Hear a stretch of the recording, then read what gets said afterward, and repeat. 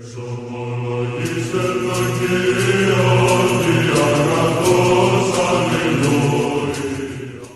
nderuar miq të dashur vëllezër dhe motra më Krishtin. Ja ku jemi së bashku në takimin tonë të përditshëm komenti i shkrimit të shenjtë. Jemi në datën 1 qershor dhe Kisha Ortodokse në këtë datë në kalendarin liturgjik na tregon për një të kremtë të madhe që ne kremtojmë, është e hëna e Shpirtit të Shenjtë, sepse të dielën që shkoi ne ku kremtuam Trinin e Shenjtë ose Pendikostin dhe këtë ditë në datën 1 qershor ne kremtojmë edhe Shpirtin e Shenjtë, personin e tretë të Trinisë së Shenjtë, i cili lavdërohet bashkë me Atin dhe me Birin. Në këtë ditë Kisha Ortodokse na ka nxitur të lexojmë nga letra apostullit Pavlit drejtuar Efesianëve, kapitulli 5, vargu 8 deri në vargu 19. Le ta lexojmë këtë pjesë dhe ta komentojmë sipas etërve. Sepse dikur ishit errësirë por tani jeni dritë në Zotin, esni pra si bijtë të dritës, sepse fryti i frymës konsiston në gjithçka që është mirësi, drejtësi dhe të vërtetë. Duke provuar çfarë është e pranueshme për Perëndin dhe mos merrni pjesë në punët e pafrytshme të errësirës, por më tepër t'i qortoni, sepse ato që bëjnë ata në fshehtësi është turp dhe të thuan. Kurse të gjitha gjërat kur dalin në dritë bëhen të dukshëm, se çdo gjë që shfaqet është dritë. Prandaj shkrimi thotë: "Zgjohu ti që fle dhe ringjallhu prej së vdekursh, dhe Krishti do të shndrisë mbi ty. Kujdesuni pra që të esni me kujdes dhe jo si të marrët, por si të mençurit, duke shfrytzuar kohën sepse ditët janë të mbrapshta. Prandaj mos u bëni të pakujdesshëm, por kuptoni cili është vullneti i Zotit dhe mos u deni me verë, në cilën ka shturje, por mbushuni me frymën. Duke folur një tjetrin me psalme, himne dhe këngë frymore, duke kënduar dhe duke lavdëruar Zotin me zemrën tuaj." Pra, kjo është pjesa që lexojmë sot nga letra apostullit Pavlit drejtuar Efesianëve, kapitulli 5, vargu 8 dhe vargu 19. Apostull Pavli në këtë pjesë flet për jetën e re në Krishtin, duke kaluar nga errësira e mëkatit në dritën e hirit, por le t'i lexojmë rrjeshtat dhe t'i komentojmë sipas etërve. Në vargun 8 na thuhet: "Sepse dikur ishit në errësirë, por tani jeni dritë në Zotin, esin pra si bijtë të dritës." Shën Jangu i Arti thotë se apostull Pavli thotë për ata që ishin bërë të krishterë, ishin në errësirë. Pra, para se të bëshin krishterë, ku ishin pagan, ata ishin mëkatar dhe ishin në errësirë. Pra, mëkati nuk ishte vetëm rreth tyre, por ishte brenda jetës së tyre. Njeriu lind me mëkat, me mëkatin stërgjëshor dhe jeton në një botë të mëkatit. Dhe kështu që mëkati është pjesë e jetës së brendshme dhe shfaqet dhe jashtë. Kurse në Krishtin njeriu bashkohet me Zotin, pastrohet, ndriçohet, shenjtërohet dhe mbushet me shpirtin e Zotit dhe bëhet dritë, pra bëhet një Krisht, kështu që ai merr pjesë në jetën e Perëndisë, në energjitë e pakrijuara të Perëndisë. Shën Agustini shpjegon se drita nuk vjen nga vetja jon, pra njeriu nuk prodhon energji dhe dritë, si thon sot edhe shumë spekullues, të cilët gënjejnë veten e tyre dhe gënjejnë edhe të tjerët, por njeriu e merr energjinë e jetës, por edhe energjinë mendore dhe ndërcimin e moralit e merr nga Perëndia. Ashtu si edhe toka dhe hëna nuk ndriçojnë nga vetja, por janë pasqyrime të dritës së diellit. Sot njerëzit nuk jetojnë në dritë, në përgjithësi flasim, por në konfuzion moral, relativizëm, egoizëm, varësira ndryshme, pasione, dhe kjo tregon se ata bëjnë një jetë të errët, një jetë jo shpirtërore, po një jetë thjesht mishore, shtazore, instinktive, jetë mëkati. Por i krishteri, i cili është si drita e botës, si kripa e njerëzimit, thirret të mos ndjek errësirën e botës dhe mënyrën e jetës së botës, por ai të ndriçojë, si me pastërti, me drejtësi, me të vërtetë, me dëshmi publike të besimit. Prandaj apostulli thotë esin si bijtë të dritë, domethënë që besa duhet shihet në jetën konkrete, jo thjesht në një marrëdhënie personale me Perëndin, por kjo të reflektohet edhe tek të tjerët, të afërmit, duke filluar që nga familja, por me marrëdhëniet e tjera shoqërore, në punë dhe në çdo aspekt të jetës sonë. Por le të flasim dhe për vargu 9, sepse fryti i frymës konsiston në gjithçka që është mirësi, drejtësi dhe të vërtetë. Pra, fryti i frymës nuk është diçka abstrakte, filozofike, është konkrete, domethënë konsiston në mirësi, mirësi ndaj të tjerëve, në drejtësi, në çdo veprim duhet jemi të drejtë, dhe në të vërtetë, që është brenda njeriu, në zemrën e tij, por dhe në gojën e tij. Shënqëriri Aleksandri thotë se aty ku është fryma, njeriu nuk jeton më për pasionet e veta, por për dashurinë hyjnore, do me thënë për mirësinë, drejtësinë dhe të vërtetën e Zotit. Këto janë parime që vijnë nga Perëndia dhe ne njerëzit i marrim dhe i aplikojmë në jetën tonë me fuqinë e frymës së shenjtë. Shumë njerëz mendojnë se jeta shpirtërore është vetëm një ndjenjë, një emocion, por apostulli Pavli tregon se fryma shihet në karakter. Pra, si sillesh me njerëzit, si flet, si përdor çdo mjet të kësaj bote ose paran, si trajton familjen, si atë biologjike dhe atë shoqërore. Pra, si vepron kur dikush të sheh, por dhe nuk të sheh. Këto tregojnë çfarë njeriu je. Je njeri shpirtëror apo je njeri mishor? Sepse njeriu shpirtëror interesohet edhe kur është vetëm me Perëndin, ai është korrekt me veten, edhe aq më tepër dhe kur është me të tjerët. Vargu i 10 na thot, duke provuar çfarë është pranueshme për Perëndin. Si të kuptojmë këto vargje, jeta e krishterit është një jetë me dallim shpirtëror. Pra, nuk jeton thjesht merr jetën si të vi. Besimtari duhet pyes vazhdimisht në rrethana ndryshme. A i pëlqen kjo Perëndis që po bëj? A më afron kjo gjë me Krishtin? Sot njerëzit pyesin të kundërtën, a më bën të lumtur në egoizmin tim? A e bëjnë të tjerët, pra është një imitues ose i pëlqen të tjerëve? Pra, fatkeqësisht sot njerëzit e botës jetojnë për tjerët sesa për veten dhe thjesht për të kënaqur egon dhe jo për të bërë atë që është e mirë, që nuk është relative, është absolute, flasim e mira në Zotin. Por pyetja biblike është, a është ky vullneti i Zotit? Dhe kjo është pyetja bazike që duhet bëjmë në çdo mendim dhe fjalën tonë. Dhe kjo nuk prek vetëm marrëdhënie me Zotin, por në çdo marrëdhënie edhe me njerëzit, në anën morale, në jetën tonë familjare, në biznesin tonë, në përdorimin e mjeteve, teknologjisë, në argëtim, pra në gjithçka, ne do të bëjmë sipas asaj që është vullneti i Zotit, dhe jo si vullneti i instikteve tona, pasione, ose aq më tepër i mentalitetit të botës, që udhëheqet nga lakmia e syri, dëshirimi i mishit dhe krenaria e jetës që nuk vjen nga ati, por nga bota. Le të flasim dhe për vargun 11 dhe mos merrni pjesë në punët e parafryeshme të errësirës, por më tepër ti qortoni. Në këtë varg, apostulli Pavli tërheq vëmendjen, siç thotë dhe shën Jeronimi, se i krishterët nuk duhet vetëm ta shmangë mëkatin, por dhe të mos bashkëpunojmë me ta. Pra, ne duhet ta qortojmë mëkatin. Kur flasim qortojmë mëkatin, nuk e bëjmë të me urrëtin ndaj mëkatarëve, por zbulojmë të keqen përmes së vërtetës, dhe vërteta është në Zotin. Dhe ashtu si vepron dhe një mjek i cili nuk urren pacientin, por sëmundjen, kështu edhe neve të krishterët, jo vetëm duhet jemi rigoroz me veten tonë ndaj mëkatit, por edhe të qortojmë me vepra dhe me fjalë mëkatin. Dhe kjo vlen për çdo aspekt të jetës, për korrupsionin, padrejtësinë, imoralitetin, kulturën e gënjeshtrës, promovimin e të keqes si normale e të gjitha. Fatkeqësisht bota sot gjërat amorale po i bën normale, dhe i krishteri është kontravers me botën. Pra ai nuk duhet të hesh. Është e patolerueshme që ti jesh i krishter dhe të heshtësh sot në të gjitha këto anormalitete, deri në perversionin që sot po ligjërohen në botë, dhe thuash i krishter dhe të heshtësh dhe thosh kjo nuk është puna ime. Jo, kjo nuk është i krishter. Apostulli Pavli thot diçka tjetër, pra te vargu 11, dhe mos merrni pjesë në punët e pafryeshme të errësirë, po më tepër qortoni. Flasim në vargun 12 ose për vargun 12, sepse ato që bëjnë ata në fshehtësi është turp dhe të thuhen. Në këtë varg, apostulli Pavli, siç thonë dhe Etrit, tregon ose zbulon degradimin që sjell mëkati që bënin paganët, pavarësisht ata e përligjin, por ishte një jetë mëkatare që njeriu e largon nga Perëndia e vërtet. Mëkati fillon fshehurazi, por ai pastaj shfaqet hapur, dhe më e keqja është se mëkati kërkon edhe të justifikohet ose të ligjërohet.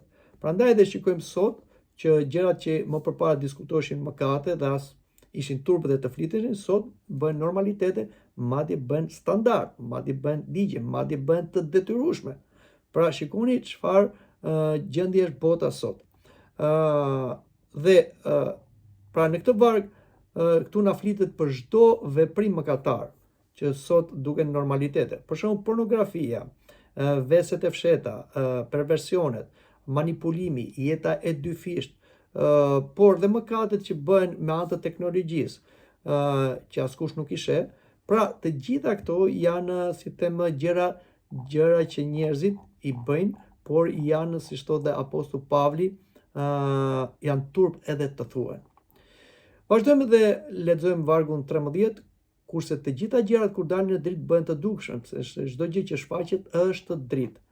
Pra, në këtë varg Apostulli Pavli, siç na interpreton dhe Shën Grigori Nisës, thotë se drita e Krishtit zbulon gjendjen e vërtetë të shpirtit për ta shëruar atë. Pra, ndodh si për shembull në jetën tonë shëndetësore, kur neve nuk kemi vajtur bëjmë konsult me një mjek, ose kur nuk kemi për një check-up ose një skaner, ne themi që jemi të shëndetshëm. Por kur përballemi me një mjek, me një specialist, ose kur bëjmë analizat, atëherë del që shëndeti ynë lë për dëshiruar, ose kemi një sëmundje të fshehtë, madje serioze. Dhe kështu bëhemi në alertë dhe fillon procesi i përgjegjësisë, diagnostikimit dhe shërimit. E kundërta është kur neve nuk pranojmë të bëjmë diagnostikim. Prandaj, kur neve përballemi me Krishtin, që është drita mendore dhe morale, atëherë Krishti na tregon vërtet kush ne jemi. Dhe këtu fillon procesi i ndryshimit, që vjen ndërgjegjësim për mëkatin, pendimi dhe pastrimi. Njeriu sot i kërkon ta shmang atë, si them, njohurinë e tij për mëkatin, kërkon ta relativizoj mëkatin, pra mos ta quaj mëkat, po t'i bëj emra të ndryshëm, dobësi, pasion, tërheqje e gjitha tjerat. Për shembull, shikojmë për shembull kurvorisi thot bashkëtesë, vjedhje si thot përvetësim, pra gjithë fjalë të cilat e justifikojnë ose e ulin intensitetin e mëkatit. Por kur ne përballemi me Krishtin, ne kuptojmë çfarë është mëkati, që është një kancer shpirtëror, është pasojë e vdekjes së shpirtit dhe trupit.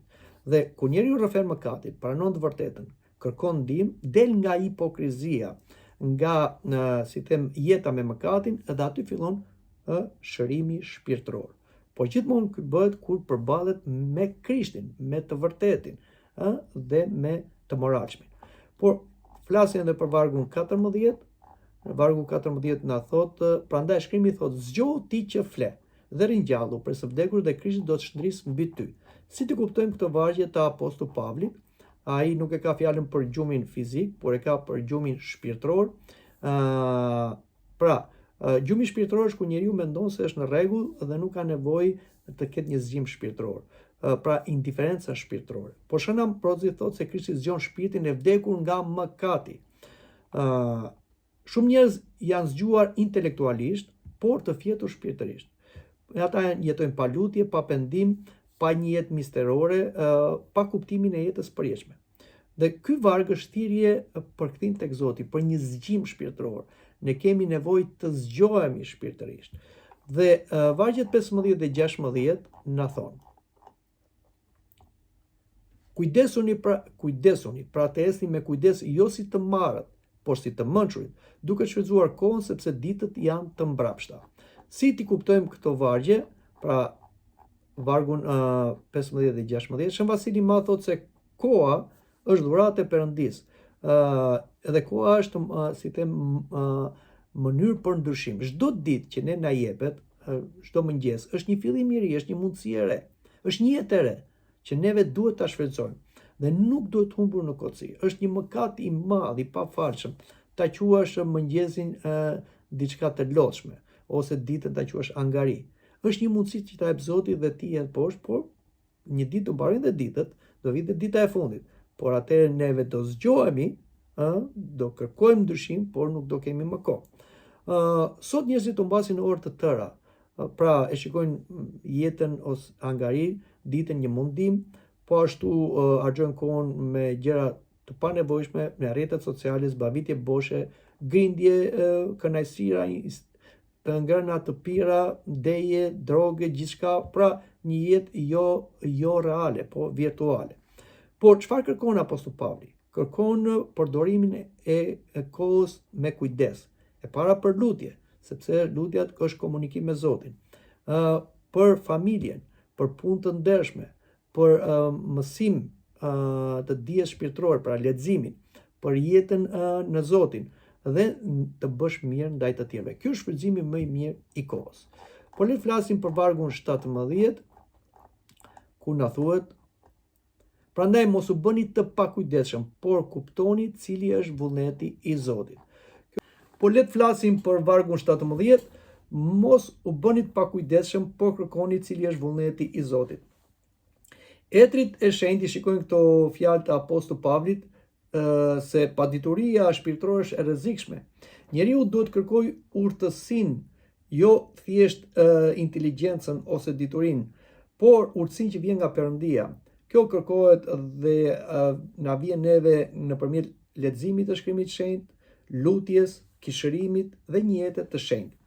Njerëzit sot shpesh kërkojnë sukses, famë, rehati, por jo domosdoshmërisht vullnetin e Zotit. Kjo është arsye që kanë një jetë konfliktuale, kontradiktore dhe aq më tepër jo të përmbushur. Prandaj apostulli Pavli thotë se qendra e jetës së njeriu duhet të jetë Zoti, jo vetëm ai ose dituria e tij, por urtësia e Perëndisë dhe vullneti hyjnor. Le të flasim edhe për vargun 18, mos u deni me verë, por mbushuni me frymë të shenjtë. Shën Thofilakti Ori shpjegon se deja erson mendjen, ndërsa fryma e shenjtë ndriçon. Apostulli Pavli shkruante këto fjalë ku paganët e shikonin verën dhe si pijen e perëndive, madje çdo veprim të tyre e kishin ndikimin e verës, edhe kur bënin, si them, gjykim. Mendoni pra në çfarë situate ndodheshin gjykatësit, kur merrnin vendime, sepse shikonin se vera frymëzon. Por apostulli Pavli kërkon t'ia heqë këtë gjë të gabuar, këtë vesë të pasion të krishterëve, jo se është kundër verës, jo se anatemizon verën, por vera përdoret me mas. Aq më tepër, vera në krishterinë ka një rëndësi të veçantë, si një pije, por ajo përdoret edhe në misterin më të madh që ka kisha, ku vera shndron në trup, në gjakun e Krishtit bashkë me bukën. Por apostulli thotë që mbushuni me frymë të shenjtë. Pra, duhet të bëjmë një kujdes, jo ta anatemizojmë alkoolin dhe verën, sepse fatkeqësisht ka opinione të ndryshme, por edhe fe, të cilët e shikojnë verën si vepër të djallit, që nuk është kështu. Por ky varg flet për çdo vartësi që ka njeriu ndaj alkoolit, por edhe ndaj drogës, por edhe ndaj çdo pasion tjetër, pornografia, bigjozi, varësia ndaj ekranit, konsumizmi e tjera. Njeriu kërkon ta mbush zbratësinë e shpirtit me këto gjëra, por apostulli Pavli thotë mos u mbush me substanca ose pasione, por me shpirtin e shenjtë, sepse zemra e njeriu është krijuar që të mbushet me shpirtin e shenjtë, vetëm atëherë ajo qetësohet. Si thotë Shën Agustini, nëse zemra nuk mbushet me Zotin, atëherë ne nuk do jemi në qetësi. Dhe deri kur ajo mbushet me Zotin, atëherë njeriu paqëtohet. Le të flasim edhe për vargun e fundit, vargun 19, pra vargu i fundit për sot, duke folur njëri tjetrin me psalme, hime dhe këngë frymore. Shën Athanasi i Madh i quante psalmet ilaç për shpirtin, dhe këngë shpirtërore pastron zemrën dhe bashkon komunitetin. Kjo është arsyeja që dhe muzikaliteti ose lutjet me muzikë janë futur në kishën tonë ortodokse, por dhe në krishterimin përgjithësi, sepse muzikaliteti e bën më të pranueshme fjalën e Zotit, e bën më të ndjeshme dhe hyn në mënyrë më paqësore brenda mendjes psiqike dhe shpirtit tonë. Dhe duhet pasur kujdes dhe nga muzika, varet çfarë muzike përdor. Zakonisht në kishën tonë ortodokse përdor muzikën bizantine, që është muzika më e lartë, sepse përdoret nga kordat e njeriu dhe jo nga instrumentet.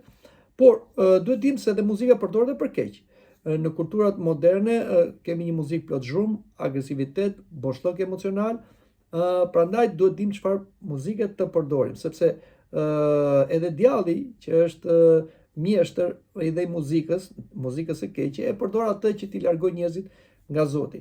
Prandaj muzika që përdoret në kishë shoqërohet bashkë me psalmet, pra jo vetëm tingulli, por dhe përmbajtja, dhe ajo ndihmon në adhurimin shpirtëror, qetëson zemrën, e drejton mendjen tek Zoti dhe krijon bashkësim mes besimtarëve.